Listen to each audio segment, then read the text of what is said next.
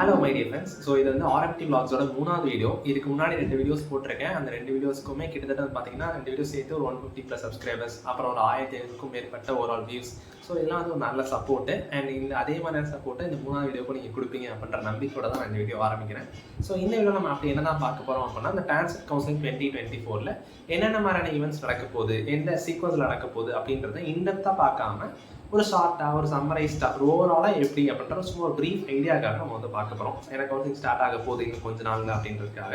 And once counselling start ஆனதுக்கப்புறம் என்னோட details upload பண்ணுறதா இருக்கட்டும், சர்டிஃபிகேட்ஸ் வெரிஃபை ஆகிறதா இருக்கட்டும், ரேங்க் லிஸ்ட் வர்றதா இருக்கட்டும், எல்லா ஈவெண்ட்ஸ்லையுமே என்னென்ன நடக்குது அப்படின்றத என்னோட பர்சனல் எக்ஸ்பீரியன்ஸை ஒவ்வொரு வீடியோவாக ரெக்கார்ட் பண்ணி நான் இந்த வீடியோவில் அப்லோட் பண்ணுவேன். ஸோ உங்களுக்கும் அதனால் உங்களுக்கு ஒரு பெட்டர் அண்டர்ஸ்டாண்டிங் கிடைக்கும். நீங்கள் அந்த விஷயத்தை செய்கிறதுக்கு முன்னாடி எந்த தப்பும் செய்யாமல் இருக்கலாம் அப்படின்றதுக்காக என்னோட பர்சனல் எக்ஸ்பீரியன்ஸை நான் ஷேர் பண்ண போகிறேன். அதெல்லாம் நீங்கள் தெரிஞ்சுக்கணும்னு நினச்சிங்க அப்படின்னா இந்த சேனலுக்கு மறக்காம சப்ஸ்கிரைப் பண்ணி பக்கத்தில் ஒரு பெல் ஐகானை கிளிக் பண்ணிடுங்க. அப்புறம் தான் உங்களுக்கு அந்த அப்டேட்ஸ் உடனுக்குடன் வரும். ஸோ இந்த வீடியோவை நம்ம வந்து இப்போ ஆரம்பிக்கலாம். Let's get started.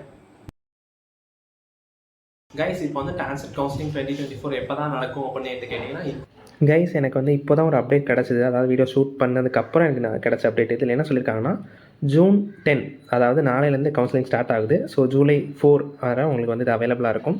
இந்த டைமில் வந்து நீங்கள் வந்து உங்களோட கவுன்சிலிங் அப்ளிகேஷன் வந்து நீங்கள் வந்து கேரி அவுட் பண்ணிக்கலாம். ஸோ இதுக்கான ரெகுலர் அப்டேட்ஸை வந்து நான் வந்து என்னோட சேனலில் வந்து அப்லோட் பண்ணிக்கிட்டே தான் இருப்பேன். இதுக்காக டெடிகேட்டாக ஒரு வீடியோ போட்டிருக்கேன். அந்த வீடியோ லிங்க்கும் நான் கீழே டிஸ்கிரிப்ஷனில் கொடுத்துருக்கேன். செக் பண்ணி பாருங்கள். அண்ட் இந்த வீடியோ நீங்கள் தொடர்ந்து பார்க்கலாம். இப்போ அந்த கவுன்சிலிங் தேவைப்படக்கூடிய டாக்குமெண்ட்ஸ் வந்து நம்ம ரெடியாக பண்ணி வச்சுக்கலாம். லைக் சாஃப்ட் காப்பியாக இருக்கட்டும், ஹார்ட் காப்பியாக இருக்கட்டும், எல்லாம் ரெடி பண்ணி வச்சுக்கும் போது ஈஸியாக வந்து கவுன்சிலிங் ரெஜிஸ்ட்ரேஷன் நம்ம கேரி அவுட் பண்ணலாம். அந்த டாக்குமெண்ட்ஸ் என்ன அப்படின்றத ஸ்டெப் பை ஸ்டெப்பாக பார்க்கலாம்.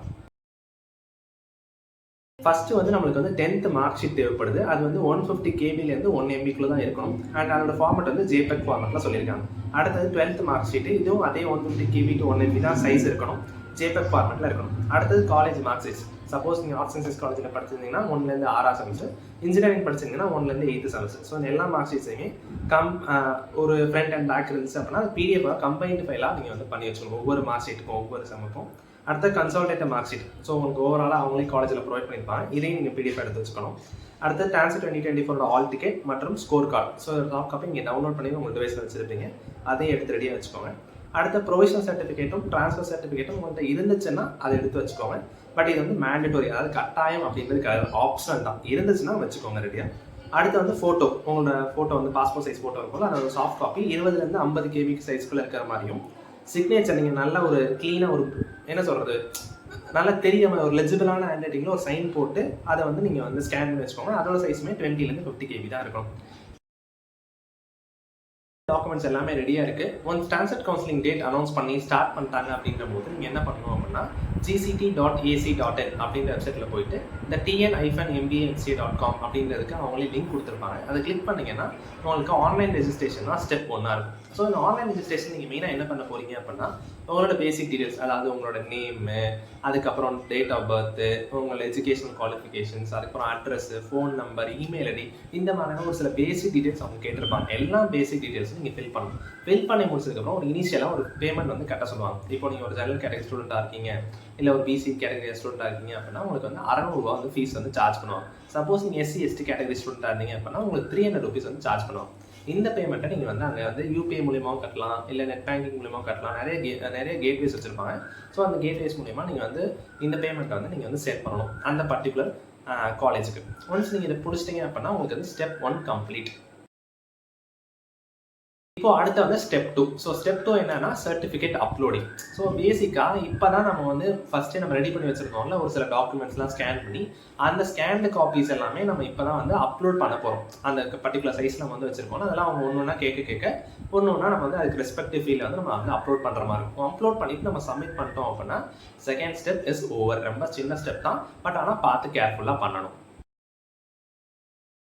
அடுத்தது வந்து தேர்ட் ஸ்டெப். ஸோ இது வந்து ஆன்லைன் சர்டிஃபிகேட் வெரிஃபிகேஷன் அப்படின்றது அந்த ஸ்டெப்போட நேம்.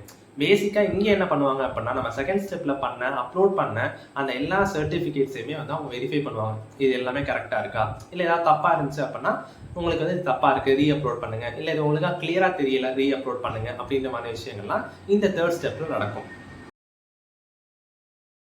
அடுத்தது 4வது ஸ்டெப். ஸோ 4வது ஸ்டெப் என்ன அப்படின்னா publication of rank list. So ரொம்ப முக்கியமான ஸ்டெப்பும் இதான். அதாவது அவங்க வந்து ரேங்க் லிஸ்ட் வந்து ஒரு PDF ஃபார்மேட்டில் வந்து ரிலீஸ் பண்ணுவாங்க. MBAக்கும் சரி MCAக்கும் தனித்தனியாக வந்து இவங்க ரிலீஸ் பண்ணிடுவாங்க.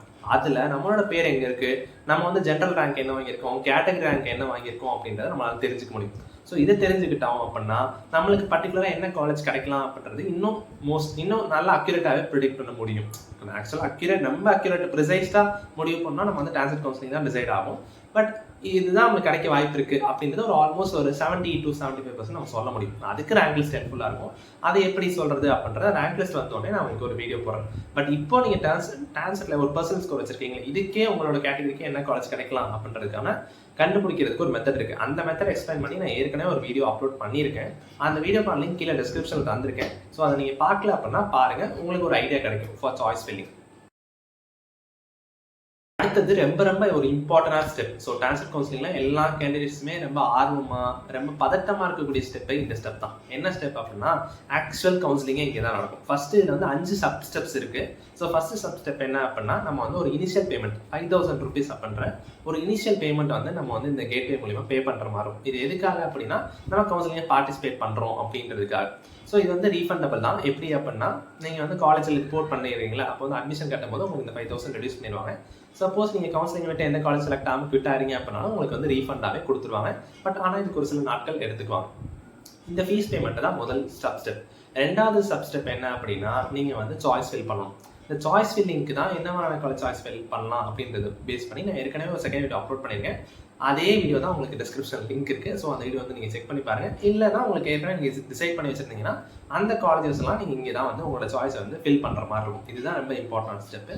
தேர்ட் ஸ்டெப் என்ன அப்படின்னா டென்டேட்டிவ் அலாட்மெண்ட் ரிலீஸ் பண்ணுவாங்க. அதாவது உங்களுக்கு வந்து இந்த காலேஜ் கிடச்சிருக்கு அப்படின்ற மாதிரி அவங்க சொல்லுவாங்க. சப்போஸ் நீங்கள் 5 சூஸ் பண்ணியிருக்கீங்க, உங்களுக்கு வந்து 3வது காலேஜ் வந்து உங்களுக்கு கிடச்சிருக்கு அப்படின்ற மாதிரி அவங்க வந்து உங்களுக்கு இன்ஃபார்ம் பண்ணுவாங்க. அதான் இந்த தேர்ட் ஸ்டெப்.